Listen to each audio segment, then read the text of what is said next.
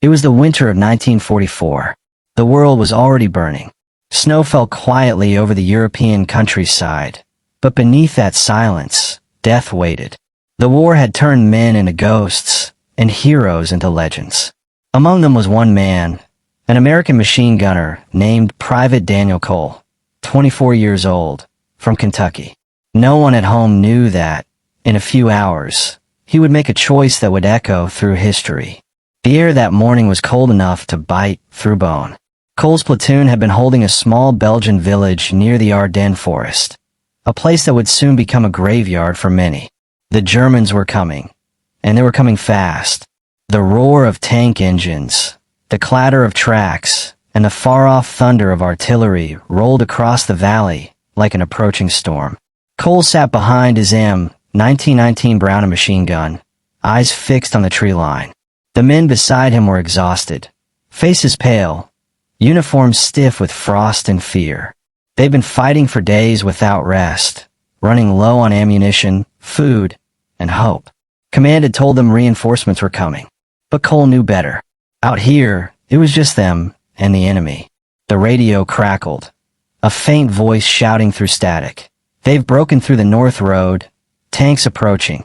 Cole adjusted his gun, heart pounding. The forest ahead erupted with muzzle flashes.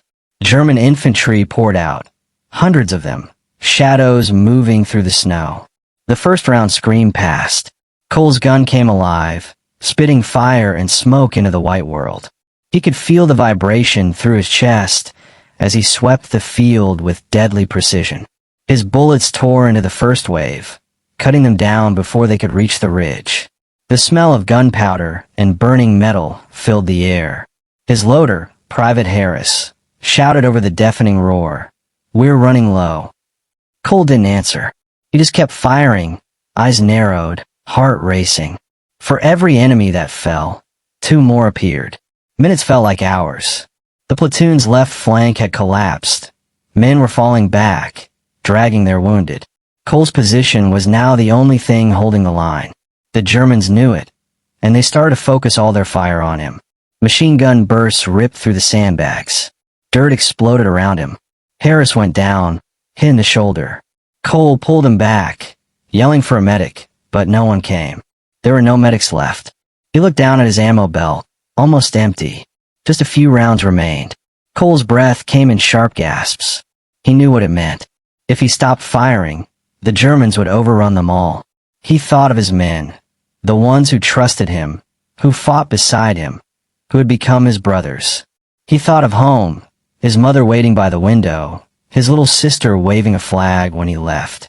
He couldn't let it end here. Not like this. The last belt of ammo clattered into the gun. Cole fired short, controlled bursts, counting every bullet. The enemy was getting closer now. 50 yards, maybe less. He could see their faces, hear their shouts in German. A tank shell exploded nearby, throwing him to the ground. His ears rang, vision blurred. The gun was jammed.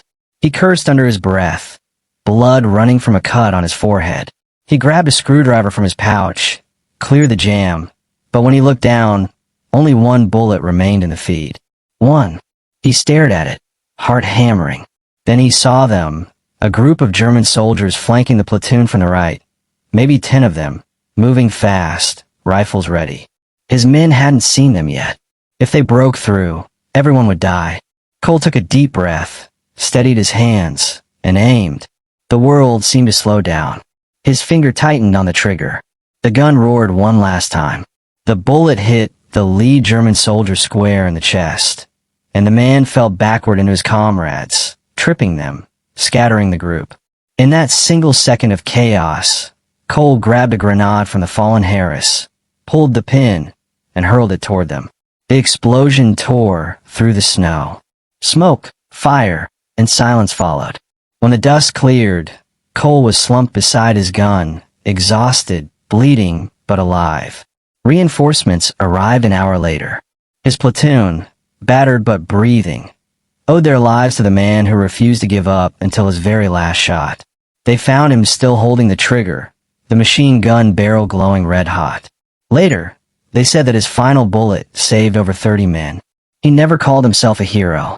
But in that frozen Belgian village, in December 1944, one gunner proved what courage really meant.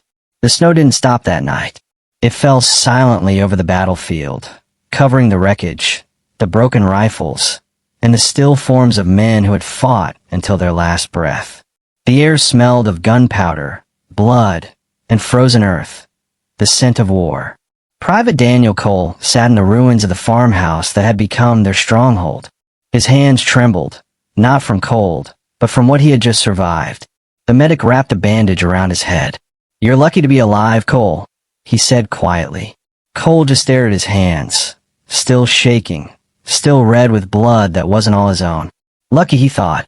No one was lucky out here. Outside, the distant rumble of artillery echoed through the valley. The Germans were regrouping. The Battle of the Bulge was far from over, and everyone knew it. The men of the 101st Infantry had fought without sleep, food, or rest for days, holding a line that barely existed anymore. Yet somehow they were still standing. Sergeant Blake, the platoon leader, limped into the room, his coat torn and covered in frost. "You did get out there, Cole," he said. "You held them long enough for command to send in the armor. You saved us." Cole looked up, his eyes hollow. "Saved us for what, Sarge? So we can do it all over again tomorrow." Blake didn't answer. He just gave a weary nod and walked away. As night fell, Cole sat near the small fire they'd built in the corner of the farmhouse. Around him, his fellow soldiers were quiet, too tired to talk, too haunted to sleep. Someone started humming a tune softly, a broken melody from home, and for a moment, the world outside faded. But the silence didn't last. At 0400 hours, the order came. Hold position at all costs. Enemy armor detected east of the village. The men stirred, pulling on frozen boots, loading their weapons with shaking hands. Cole checked his machine gun, repaired, cleaned, ready. The last bullet story was already spreading through the platoon, whispered like a legend. They called him the gunner who never quit. Cole hated the name. He wasn't a legend. He was just a man trying to keep his brothers alive. The first tank shells hit before dawn. The entire farmhouse shook. Plaster rained from the ceiling. "Positions!" Blake shouted. Cole swung the gun toward the window's slit, scanning the treeline. Through the morning fog, the dark shape of a Panther tank emerged, followed by German infantry advancing in waves. Cole opened fire. The sound was deafening, the muzzle flash lighting up the room like lightning. Brass casings poured from the gun, bouncing off the frozen floor. His loader, a new kid named Reynolds, barely 19, fed the belts, his face pale but determined. Outside, tracer fire cut through the dawn. The platoon was surrounded again. Bullets tore through the walls, splinters flying like shrapnel. Cole ducked as a round grazed his helmet. "Keep feeding it," he yelled. Reynolds nodded, his hands trembling. The Panther's turret turned, and the entire wall beside them exploded. The blast threw them both to the ground. Cole's ears rang. Smoke filled his lungs. He pushed himself up, coughing, and dragged Reynolds to cover. The kid wasn't moving. A piece of shrapnel had hit him just above the heart. Cole pressed his hand over the wound, but it was no use. He stared for a long time. No tears, just silence. Then he picked up Reynolds' dog tags and slipped them into his pocket. "You're not dying for nothing," he muttered. He grabbed the gun, set it up again on the rubble, and opened fire. The German soldiers, charging the position, dropped one by one. Cole didn't care about the noise, the danger, or the pain in his shoulder. Every bullet he fired was a promise, to the men who had fallen, to the ones still fighting, and to the families waiting back home. Hours passed like minutes. Smoke, fire, snow, all blending into one endless blur of chaos. The Germans tried again and again, but each time they met Cole's gun. His comrades began to rally behind him, inspired by his defiance. Even Sergeant Blake, bleeding from his leg, joined the line. "You still got that magic aim, Gunner," he shouted. Cole grinned faintly. "Guess we'll find out, Sarge." By noon, the assault had slowed. The enemy was retreating for now. The battlefield was quiet again, too quiet. The survivors stumbled through the wreckage, helping the wounded, gathering the dead. Cole sat against a wall, eyes heavy, gun silent. His uniform was torn, his hands blistered. A war correspondent who arrived later that afternoon snapped a photograph. Cole slumped beside his gun, snow falling softly around him. That photo would later become one of the most iconic images of the war. But for Cole, there was no glory in it. Only memories of the ones who didn't make it. As the sun set over the Ardennes, he whispered to himself, "If I die tomorrow, at least they'll know we stood our ground." The night after the battle, the snow fell heavier than before. The wounded were taken to the rear, while the rest of the platoon huddled around the dim light of a single lantern. The farmhouse was barely standing, its walls shattered, roof half gone. Yet somehow, it felt safer than the frozen trenches outside. Private Daniel Cole sat quietly, staring at the flickering flame. His body was there, but his mind was somewhere far away. He could still hear the echoes of gunfire in his head, still see the faces of the men who didn't survive. Sergeant Blake sat down beside him, lighting a cigarette. "You should get some sleep, Cole," he said softly. Cole didn't respond. He just kept looking at the fire. After a moment, Blake spoke again. "You did what you had to do out there. None of us would be breathing if it wasn't for you." Finally, Cole looked up. His eyes were distant, haunted. "I just pulled the trigger, Sarge. That's all. But every time I do, I wonder if I'm saving lives, or just taking them." Blake took a long drag and exhaled slowly. "Out here, it's the same thing." The silence that followed was heavier than the snow outside. Cole reached into his coat and pulled out a small envelope, crumpled, dirt-stained. He unfolded it carefully. It was a letter from his wife, written months ago.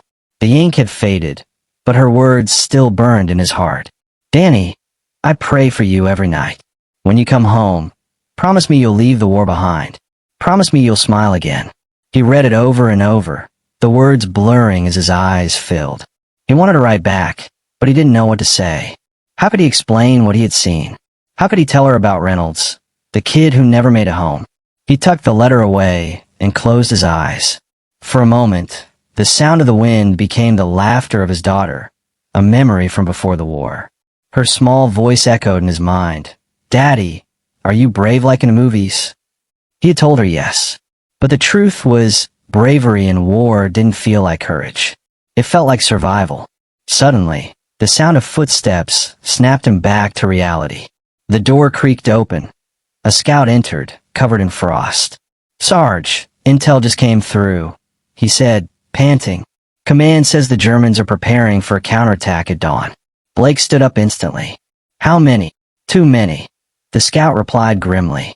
"We won't hold without reinforcements." Cole tightened his grip on his helmet. He could feel the exhaustion in every muscle, but there was no choice. He looked at Blake. "Guess we're doing this again." "Yeah," Blake said, forcing a smile. "One more time." Before dawn, Cole cleaned his machine gun again. Slow, careful, ritualistic.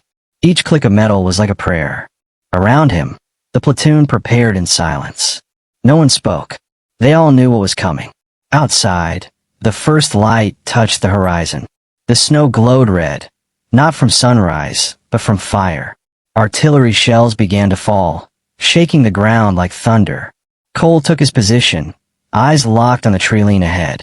Through the smoke, he saw them, dozens of German soldiers advancing, tanks rumbling behind. The radio crackled with orders, screams, static. "Hold the line. Don't let them through." Cole's hands steadied on the gun. "For Reynolds," he whispered. "For everyone." He opened fire. The roar of the machine gun echoed through the valley. Brass casings spilled like rain. The battlefield became chaos once more. Men shouting, explosions lighting up the snow. Cole's position was hit again and again. Shrapnel tore through the walls. His arm was bleeding, but he didn't stop. Not this time. Not ever. Then, click. Silence. The belt was empty. The last bullet had been fired. Cole reached for another ammo box, but there was none left. Around him, his men were shouting for help, calling for medics, returning fire desperately. He looked down at the gun, the weapon that had kept him alive, and then at the single pistol on the floor beside him. He picked it up, checked the chamber. One bullet left. He took a deep breath. Outside, the German soldiers were getting closer. 50 yards, maybe less. Cole stood up slowly, blood dripping from his sleeve. "For my brothers," he whispered. He stepped out of cover and fired the last bullet. The shot echoed like thunder. And what happened next would be remembered forever. The echo of that single shot seemed to hang in the frozen air forever. For a few endless seconds, no one moved. The smoke drifted across the snow like ghosts, wrapping everything in silence. Then, slowly, the sound of boots crunching through the frost began again. Faint at first, then growing louder. Cole crouched low behind the sandbags, pistol trembling in his hand. He didn't know if the bullet had hit its mark. His heart pounded so hard he could barely hear. The snow was falling heavier now, mixing with the ash and dirt. He could make out shapes through the haze. German soldiers advancing cautiously, weapons raised, unsure if the enemy still lived. Cole knew he had seconds, maybe less. He looked around. The farmhouse was in ruins. Half the platoon was wounded, the rest barely able to fight. Sergeant Blake was somewhere behind him, shouting orders that were lost in the chaos. Cole took one deep breath. If they take us, he thought, it ends here. He looked down at the machine gun, jammed, empty, lifeless. Then his eyes caught something. A damaged Sherman tank just a few meters behind the house, abandoned earlier in the fight. Smoke still curled from its exhaust. Without hesitation, Cole sprinted toward it, bullets cutting through the snow around him. He dove behind the tank, yanked the hatch open, and climbed inside. The interior smelled of oil and blood. The driver was gone, but the gunner's seat was still intact. "Please work," he whispered, pulling the lever. The turret groaned, slowly turning toward the advancing Germans. Through the periscope, he saw them, a line of enemy troops, maybe 40 men, moving cautiously toward the farmhouse. Behind them, a Panzer tank crept forward. Cole's fingers trembled over the controls. The main cannon had one shell left, one final chance. He aimed carefully, breathing slow, steady. The sight locked on the Panzer's silhouette. "For Reynolds, for all of them," he whispered. He fired. The cannon roared like thunder, shaking the earth. The shell tore through the Panzer's armor, erupting in a ball of flame. The explosion threw men to the ground, their formation scattering in chaos. The battlefield lit up like a sunrise of fire. Cole ducked inside, shielding his face from the shockwave. When the smoke cleared, he peeked through the sight again, and saw German soldiers retreating, some dragging the wounded, others fleeing toward the forest. The line had held. Cole slumped back in the seat, his breath coming in ragged gasps. His hands were shaking uncontrollably. For the first time in hours, the gunfire had stopped. Outside, Sergeant Blake and the remaining men looked toward the burning Panzer in disbelief. Then they saw movement. The Sherman's hatch creaked open. Cole emerged slowly, covered in soot and blood, his face blank with exhaustion. Blake ran up, shouting, "Cole, you crazy son of a... You did it. You saved us." Cole tried to smile, but his lips barely moved. He looked around, at the snow littered with helmets, rifles, and silence. The cost of survival weighed heavier than the victory. The medic approached, wrapping Cole's arm in a bandage. "You're lucky you're still breathing," he said. Cole looked down at his trembling hands. "Luck's got nothing to do with it," he murmured. "Just the last bullet." The others gathered around him. For the first time in days, they allowed themselves to breathe, to laugh, even if just for a moment. The farmhouse still stood barely. The smoke began to thin. The morning light broke through the clouds, painting the snow golden. But deep inside, Cole knew it wasn't over. The war would go on. More battles, more faces, more ghosts. Yet somehow, that one act, that one final shot, had turned the tide. That night, as the men rested, Cole sat alone, staring at the horizon. He pulled out the letter again. His wife's handwriting faded but still clear. "When you come home, promise me you'll leave the war behind." He whispered to the cold air, "I'll try." The wind carried his voice across the empty fields, over the frozen ground where so many had fallen. And somewhere, miles away, in a small town untouched by war, a woman looked out her window at the same moon and prayed that her husband was still alive. He was. And the story of the gunner who saved his entire platoon with one last bullet would be told for generations. Not as a tale of glory, but of sacrifice. Because in war, heroes aren't the ones who seek victory. They're the ones who never give up, even when there's only one bullet left. The smoke from the ruined valley drifted for hours before the sound of engines broke the silence. Reinforcements at last.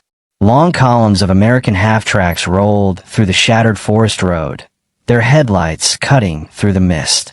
Cole sat on the edge of a snow-covered trench, his uniform stiff with dried blood, the cold biting at every joint. He didn't stand when the medics arrived. He simply looked at them with hollow eyes. "We held," he whispered, barely audible. They lifted him gently onto a stretcher, the canvas cracking under the frost. Around him, soldiers were loading the wounded, tagging the fallen, marking what was left of the battlefield. A medic looked down at Cole and muttered. "They said one man stopped a counterattack here. Was that you?" Cole didn't answer. His gaze wandered to the Sherman tank, still smoldering behind him. "That tank did," he murmured. As the trucks pulled away, he watched the landscape slide past. The craters, the burnt trees, the rifles half buried in snow. The world felt drained of color. Only the dull, orange glow of fires remained. They reached a field hospital hours later. Inside a massive tent, the smell of antiseptic mixed with smoke and mud. Nurses moved like ghosts between rows of cots. Somewhere a man screamed in pain. Somewhere else, another whispered prayers. Cole lay back as a doctor stitched the wound in his arm. He didn't flinch. His eyes were fixed on the canvas ceiling above. Each sound, the clink of instruments, the rustle of bandages, blurred into the low hum of the war still raging outside. When he woke, it was night again. The tent was quiet except for the distant rumble of artillery. A nurse placed a cup of water beside him. "You should try to sleep," she said softly. Cole's voice was rough. "What day is it?" "January 10th, she replied. "You've been out for 2 days. He blinked slowly. 2 days. 2 days since the last bullet, the last fight, the last scream. He turned his head and saw a small window flap open to the stars. Somewhere beyond those stars, home waited. A world that still had music, warmth, and the smell of coffee. He reached into his coat pocket. The letter was still there. He opened it, tracing his wife's handwriting with trembling fingers. "Promise me you'll come home." He whispered back, "I'm trying." Days passed. His arm healed enough for him to walk again. The front line moved farther east. New names replaced old ones on the casualty lists. For most, the war never paused, but for Cole, time had slowed. He spent hours helping other wounded men, writing letters for those who couldn't hold a pen. One morning, Sergeant Blake limped into the hospital, his leg bandaged, but his grin intact. "You look worse every time I see you," he joked. Cole laughed faintly, the first real laugh since the battle. Blake handed him a small box. "Command sent this. Said you earned it." Inside was a bronze medal, dull from the cold, but heavy with meaning. Cole stared at it for a long time before closing the lid. "I didn't do it for medals," he said quietly. Blake nodded. "None of us did. But sometimes, someone has to remember why we fought." The two men sat in silence, listening to the distant thunder of the front. Neither spoke of the men they'd lost, or the faces that would never leave them. They didn't need to. The silence said everything. Weeks later, Cole finally received his transfer orders home. The war in Europe was nearing its end, and his wounds had earned him release. When he stepped onto the ship bound for New York, the cold wind carried with it the scent of the sea, fresh and alive. He leaned on the railing, staring into the horizon as the shoreline of France disappeared behind him. He thought of Reynolds, of Blake, of the nameless soldiers who never made it this far. He thought of the snow, the smoke, the silence after the last shot. And for the first time, he allowed himself to believe that maybe he had made it. The ocean stretched endlessly before him. Vast, dark and calm. Somewhere beyond it, his wife waited. Somewhere beyond it, the world still turned. Cole closed his eyes and whispered to the wind, "It's over." But deep inside, he knew the echoes of that battlefield would follow him forever. Because some wars never truly end. They just live on, inside the hearts of those who survive them.